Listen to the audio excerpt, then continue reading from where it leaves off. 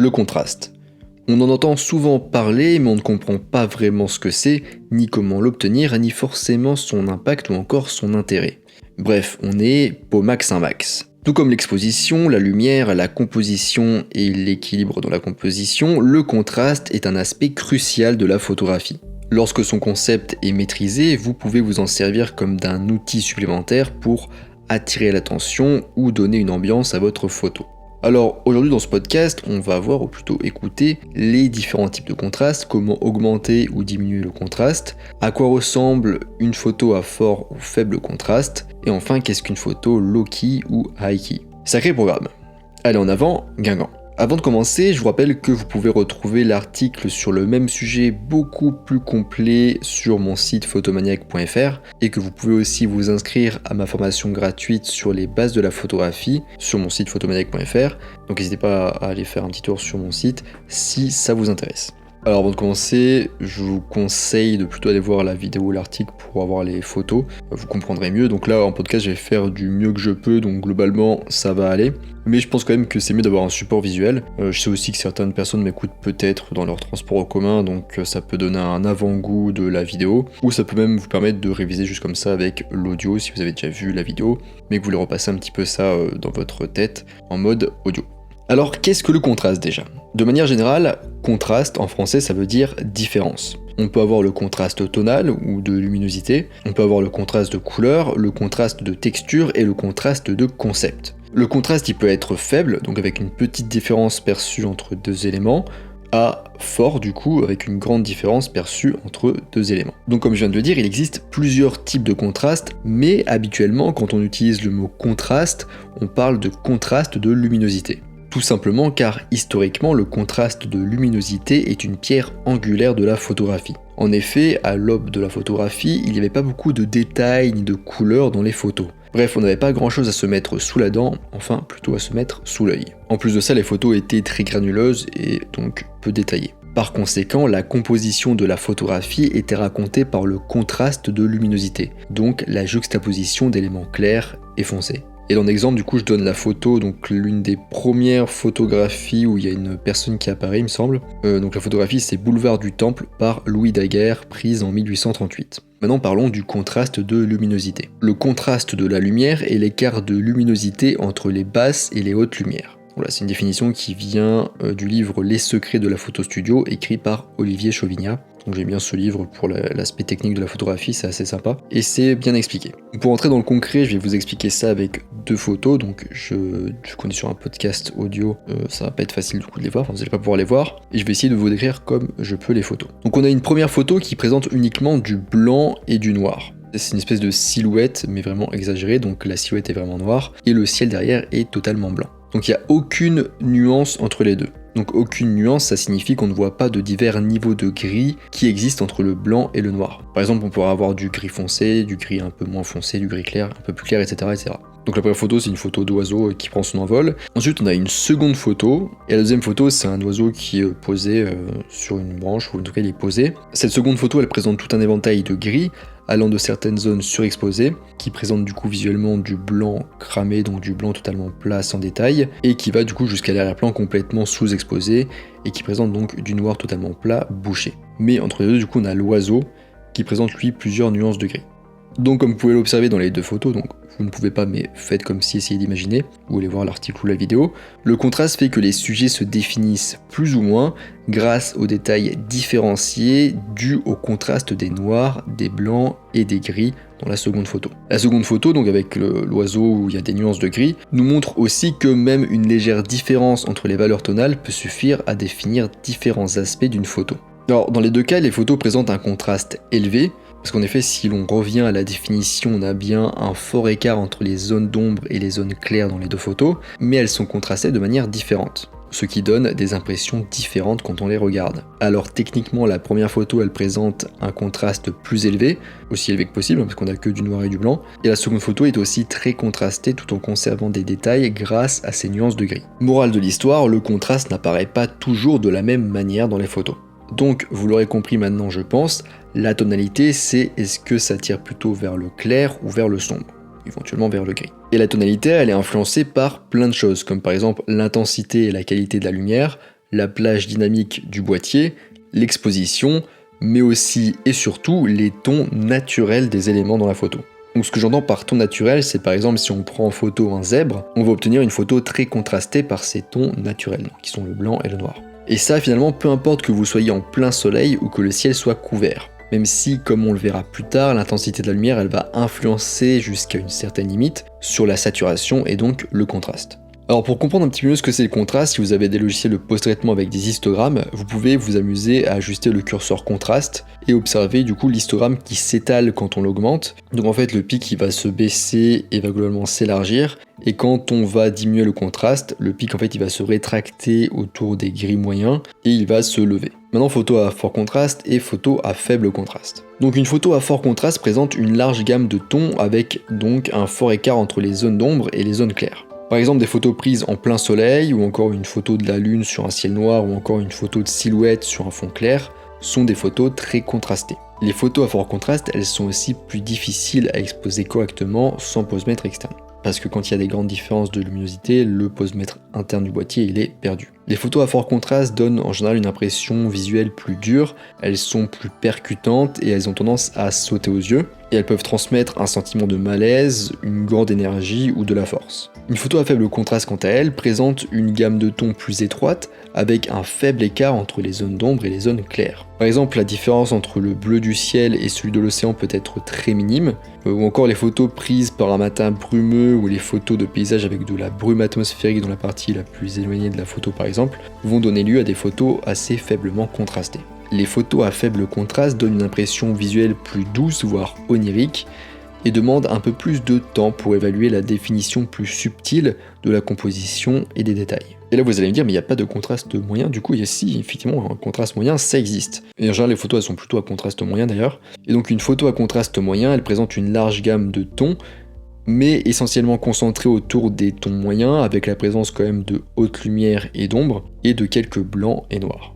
Donc là pour chaque type de contraste, fort, faible et moyen, ce qui est bien c'est que sur mon article ou sur la vidéo, j'ai mis des exemples typiques, enfin très schématiques d'histogrammes, donc c'est intéressant d'aller les voir pour comprendre un petit peu comment ça se présente. Maintenant, dureté, intensité de la lumière et contraste tonal. Donc pour la densité, plus l'ombre est dense, plus elle est sombre, et donc plus l'écart entre les zones lumineuses et sombres est important, et donc ainsi le contraste augmente. Parce que l'ombre elle est plus sombre, donc ça fait plus de noir et donc plus de contraste tonal. Du coup, vous en déduisez que moins l'ombre est dense, moins elle est sombre, et donc l'écart entre les zones lumineuses et sombres est moins important, et à la fin, le contraste diminue. Alors pour la dureté, plus la lumière est douce, plus la transition ombre-lumière est progressive avec des nuances de gris, ce qui diminue ainsi le contraste. Et plus la lumière est dure, plus la transition ombre-lumière est nette, sans zone de transition avec des nuances de gris, ce qui augmente le contraste. Donc l'idée globale qu'il faut retenir de tout ça, c'est que pour avoir une lumière plus contrastée, on va chercher à avoir une lumière en général dure, bien que ce soit pas forcément obligatoire, mais surtout avec des ombres plus denses. Disons que c'est une direction. Pour avoir plus de contraste, en général on va se diriger vers une lumière plus dure et des ombres plus denses. Et pour avoir une lumière moins contrastée, on va plutôt se diriger vers une lumière plus douce, donc avec des transitions ombre-lumière plus progressives, et avec des ombres moins denses. Maintenant, direction de la lumière et contraste tonal. Lorsqu'un objet est éclairé de face, donc en front lighting, la lumière va remplir les crevasses, les trous et aplatir les bosses et les reliefs. Finalement, il y a donc très peu d'ombre avec ce type d'éclairage et donc peu de contraste tonal. La lumière latérale en side lighting est idéale pour faire ressortir la texture grâce aux ombres notamment, et donc pour augmenter le contraste tonal, tout en conservant du détail et des subtilités de contraste. Enfin l'éclairage arrière, donc en backlighting, est l'orientation de la lumière qui offre le plus de contraste, si c'est exposé correctement. L'exemple typique des photos très contrastées en backlighting, c'est les photos de silhouette. Maintenant, high key ou low key. Alors une photo high key est une photo dont la tonalité prédominante, donc la majorité des tonalités de la photo, se situe dans les valeurs claires. Autrement dit, en fait, globalement, la photo nous semble visuellement claire. Donc high key, ça s'écrit H-I-G-H, et plus loin key, K-E-Y. Et une photo low key, donc ça s'écrit L-O-W plus loin K-E-Y, est une photo dont la tonalité prédominante, donc la majorité des tonalités de la photo, se situe dans les valeurs sombres. Autrement dit, la photo nous semble visuellement globalement plutôt sombre. Donc je vais pas m'étendre sur le sujet car j'ai déjà fait un podcast et une vidéo à ce sujet que je vous invite à écouter ou à voir. Il y a d'ailleurs un peu plus de détails aussi dans mon article si ça vous intéresse.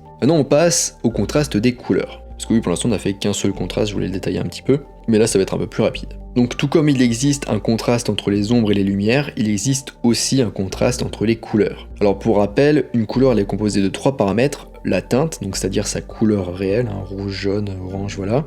La saturation, donc est-ce qu'elle est plus ou moins grise, et plus ou moins saturée du coup dans sa couleur. Enfin sa luminance, donc est-ce qu'elle est plus ou moins claire, ou sombre, selon votre point de vue. Pour la luminance, on a déjà vu juste avant comment ça fonctionne, c'est le principe du contraste tonal, mais la couleur elle peut aussi contraster par sa teinte et sa saturation. Donc en gros uniquement sa couleur en soi. Alors le contraste des couleurs entre elles va dépendre de leur position sur la roue chromatique. On a les couleurs complémentaires qui sont opposées sur la roue chromatique et créent un contraste visuel maximal, comme par exemple le bleu et l'orange ou encore le rouge et le vert, et le violet et le jaune. Les couleurs analogues quant à elles se trouvent l'une à côté de l'autre sur la roue chromatique et créent un contraste visuel minimal, par exemple le bleu et le vert. Alors pour vous repérer un petit peu comprendre ces histoires de couleurs et de roue chromatique, vous pouvez taper sur Google roue chromatique Adobe et sélectionner à gauche complémentaires pour trouver les couleurs complémentaires ou semblables pour trouver les couleurs analogues. Alors maintenant on va parler un peu de saturation, justement on parlait de teinte pure, donc de la couleur en elle-même, maintenant on va passer à la saturation, donc est-ce que la couleur est plus ou moins saturée de sa couleur, donc est-ce qu'elle contient plus ou moins de gris, est-ce qu'elle est plus ou moins de sa couleur. J'ai eu du mal à trouver des informations à ce sujet, du coup j'ai essayé de faire mes petites expériences moi-même, mes petites recherches. J'ai passé une photo d'un dé où les faces sont éclairées de manière différente, dont la roue chromatique d'Adobe, donc le site dont je vous parlais juste avant. Puis j'ai positionné du coup des points de mesure à différents endroits pour connaître la saturation et la luminance de différentes faces éclairées de manière différente aussi. Et